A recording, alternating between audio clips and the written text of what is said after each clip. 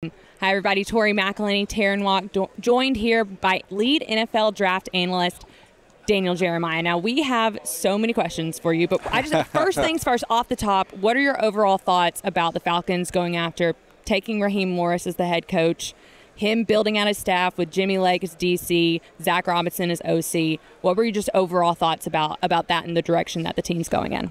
I liked it. Raheem's got a good reputation around the league, and I've never had a chance to spend much time with him, but I have a lot of friends that have worked with him, and the word that keeps coming up over and over with him, and as well as a lot of the guys you just mentioned on that staff, going back to Jimmy in college, is they're teachers. Yeah. And I think that to me is like it's the secret sauce right now in the NFL. When you have parity and you have a salary cap and the way the draft works, it's for everything to be equal. And I think sometimes we get obsessed with who can call the best plays, and then we get obsessed with who can find the best players. And it's like, well, who can teach and develop the guys? Like, that's a huge part of it. And that's kind of Raheem's reputation. And I think that, it's reflective in the way he built out his staff. If you're in power, what do you think the Falcons should do with quarterback situation, though?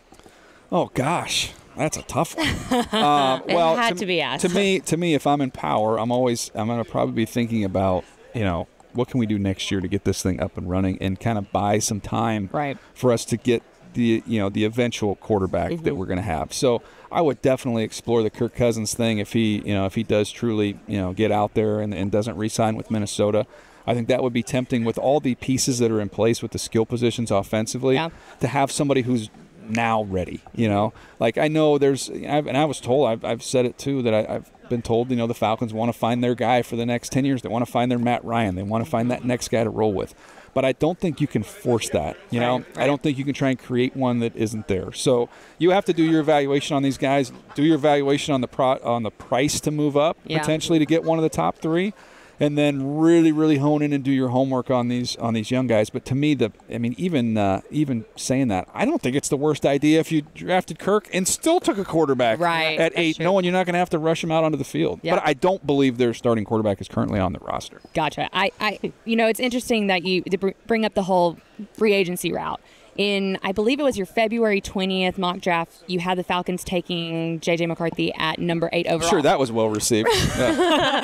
What kind of led you to that decision, and what did you like about that pairing? So, first of all, I don't do trades and mock drafts, especially not this early. I'll do it at the last one. So that's part of it. That was about talking to a bunch of different teams who were in draft meetings who said, man, J.J. McCarthy came out better than we thought he would. Like when we read him, when everybody that watched him had a chance to discuss him. So I thought, okay, well, his evaluations around the league are maybe a little bit higher than people expect. There's a chance he's going to go. And then this comes on the heels of hearing, people that had, been in the interview process with the Falcons had told me that they want to find their quarterback for the next 10 years. So I'm like, all right, well, if I'm not doing a trade and I'm saying that J.J. McCarthy's more highly thought of around the league than people expect, and the Falcons want to find a quarterback for the next 10 years, I'm like, well, okay, here we go. This is at least it's in the discussion process. Yeah. You didn't think it was well received, possibly. Is there anyone else in mind you were thinking of then? No, I just think that people get their narratives lined up on players, and the J.J. McCarthy one was established very early on, which was they play great defense. Michigan runs the ball. He's just along the bus, along for the ride. He does not have anything to do with their success. And that was just kind of the narrative as the process began, and that usually sticks until it gets, busted open. And to me, I used the phrase he was an acquired taste, because I had seen, just when you're watching on TV, those same thoughts, you have the same thoughts. Like, what is he doing? And then you go through and you start studying games, and you're, okay, well, let me do a breakdown now. Let me watch all the 3rd and 7+ throws where, okay, everybody in the stadium knows you're throwing the ball. So that's the leveler to me when you're watching quarterbacks. You can cut up the video however you want. And I'm like, okay, gosh, he buys time. He can make every type of throw. His arm's a little bit more live than I thought it would be. I know he can run. You watched the TCU game last year that they lost in the semi game. He ran all over the place. So I know he's got, a skill set like that. And the more I watch him, like Alex Smith kind of came into my mind. I'm like, okay, similar frame, similar athletes. They can, kind of play the game. They don't get bored with checkdowns. Like, you're not going to get bored with completions. Like, some other quarterbacks are always trying to find the big play. And he's like, let's just get a first down and let's just keep the chains moving. Sometimes that's all you need. For you, when let's say the Falcons do go free agency, trade that route, they don't prioritize quarterback as high in the draft as maybe what a lot of people think. what would you say that they should prioritize? I mean, I know I could name off edge rusher, wide receiver, but for you, who are some of those targets that you could see around that number 8 slot? Well, I think you look at not only the strength in those positions where you're picking there at 8, but you look at where it's going to be later on in the draft. So if, in other words, you're trying to get everybody into the bucket, and you were looking at an edge rusher and a receiver, to me, edge rusher might win because the receiver options you're going to get later on in the draft are going to far exceed the 100%. edge rusher options you're going to get. So. And this kind of goes back to, we talk a lot about the Detroit Lions with the success they had last year. And I know this was, I've heard this a lot actually, which is they showed everybody last year, everybody gets so focused on premium positions and they take a running back, a linebacker, a tight end, and a safety, and they all played great. And, that's the way to do it. Yeah. And I said, you know why they did that? Because previously they built the offensive line, the defensive line, and they have the quarterback. Yeah. You have to do these things in the proper order or you don't get to see those guys flourish like that. So I would love to see the Atlanta Falcons, and maybe it even, because I think there's 3 edge rushers that are, kind of separate from the group, maybe that's, since everybody's talking about trading up, maybe they could trade back a little bit and get one of those edge rushers there, 10, 12, 13, somewhere around there. And then now you've got a war chest of picks to go after the rest of these needs. Right. When you kind of are looking at, you talked about the strengths of this team already. You talk about how they do have, in the last 3 years, have taken Kyle Pitts, Drake London, Bijan Robinson with 3 top 10 first-round picks. How does that affect kind of your thinking about, honestly, this offense as a whole, this Falcons offense as a whole in 24? Just need the trigger man. All the other, the pieces are there. The offensive line, maybe was a little disappointing this last year compared to what the expectations were. But when you stack it up across the league, they're in pretty good shape there. Right. So all those skill players, functional offensive line, you get the right, and Zach's got a great reputation. You get the right play caller in there. Just missing the quarterback. It's one of those teams where if you look at it and say, who could make that monumental leap? I think the Falcons would be right there to the top of the list because that's the piece. They got to find that piece. Now, defensively, edge rusher, I feel like I've come to this combine for a million years, and every year we talk about the Falcons and go, they probably need an edge rusher this year. I've literally for 3 years been like, they'll draft an edge rusher. It's fine. Just wash, rinse, repeat on that one. So they eventually have to pull the trigger on that. Right, yeah. Last question, we'll get you out of here. You talk about the Atlanta Falcons being a team that could potentially make a big jump in 24. Yeah. When you kind of look at the totality of the team and the changes that have been made, what gives you the confidence to feel that, to say that? Well, I think you've got not only some really good players you just mentioned offensively that they've invested in. Everything I've been told in the draft process, as well as who they've been, you got really good people. So to me, when you've got really, really good people who are talented, they're just missing that one leader. It's like the old, what is it, the straw that stirs the drink or what have you. That's what they're missing. So that's what gives me so much hope, is that you've got talented people who are good people, and they're just waiting on that position to get filled. Awesome. Well, thank you so much for joining us. I really appreciate it. Thanks, guys. Thank you. Hey everybody, Tori McElhaney, Taryn Walk, joined by Charles McDonald of Yahoo Sports, and we have a lot of questions for you. But just to start off, what were your overall thoughts and impressions of the Raheem Morris hire in Atlanta, and why do you think that was a good pairing? Oh, man, I'm excited for Raheem. I think it's hard not to be excited when you hear how Sean McVay, Kyle Shanahan talk about him. How other coaches are just genuinely thrilled for him to have this opportunity. I think when you look at his experience with both sides of the ball, it fits a profile of what the Falcons need in terms of just someone who can kind of come over here and be a CEO and have a hand in everything, but also be competent in everything in that factor. And I think it's also a big deal, him being the first black head coach in Atlanta history. Is, my family's from Atlanta. I was born in Decatur. You kind of know how much it means for someone like us to be at the top of this organization, especially with Terry, too. So I'm excited.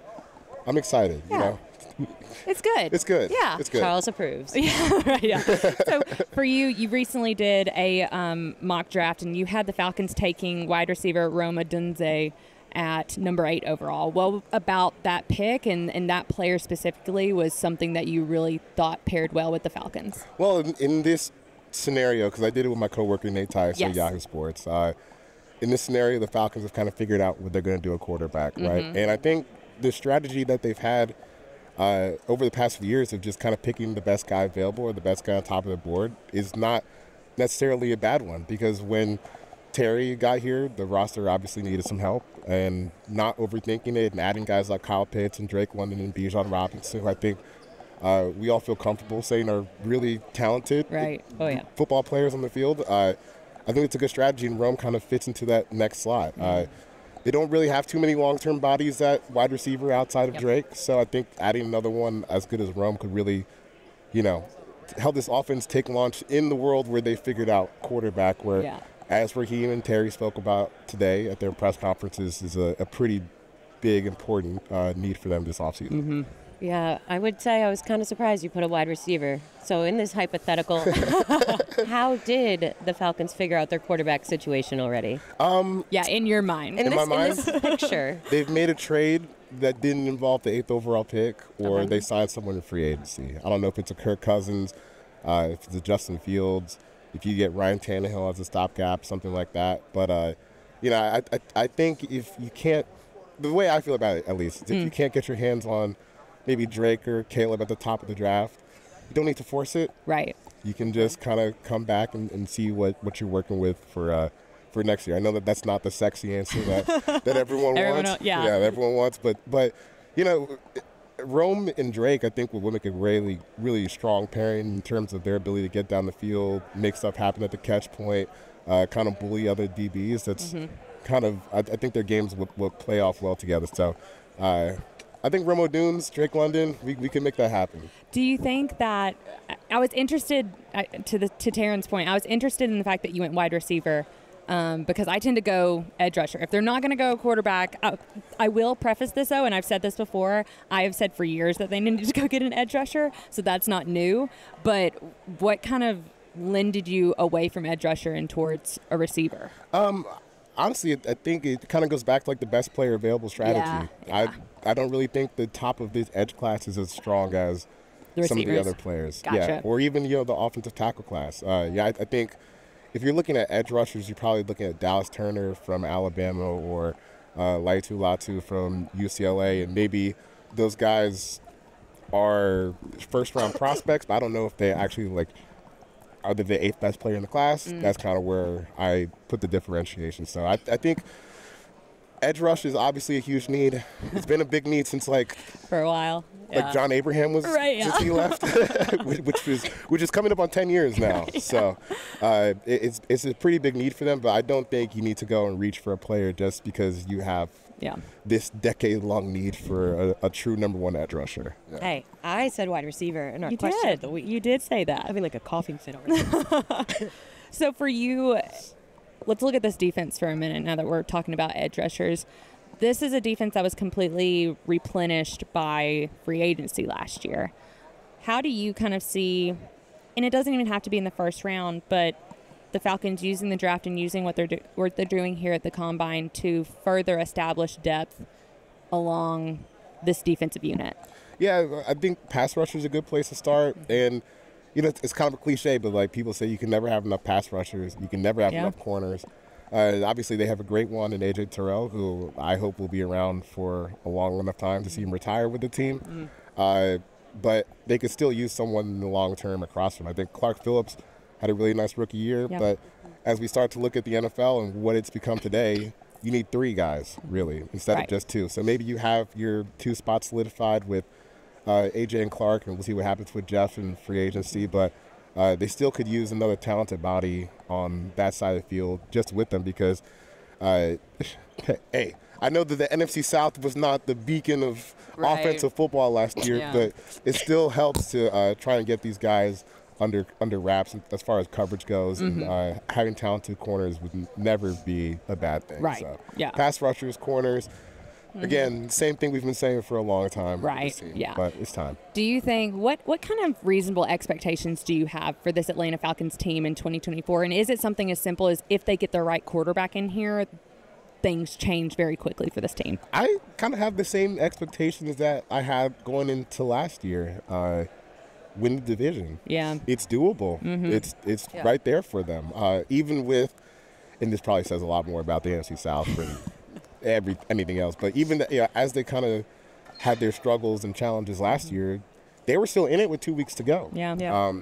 And I think that there's a clear avenue for you to get a lot better at quarterback, or even if you can get marginally better, you can still win a division, I would say. Because, look, let's be nice to the Panthers. Like, they got a little bit of ways to go. Right. And I don't think that Tampa Bay is unbeatable. And I'll never come up here and say at any point in my life that the New Orleans Saints cannot be beat.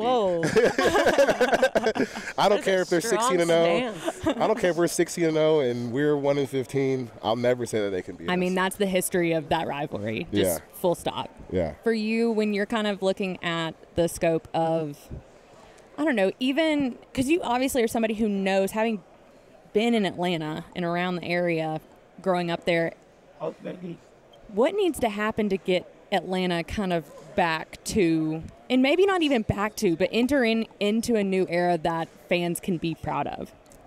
Get a quarterback.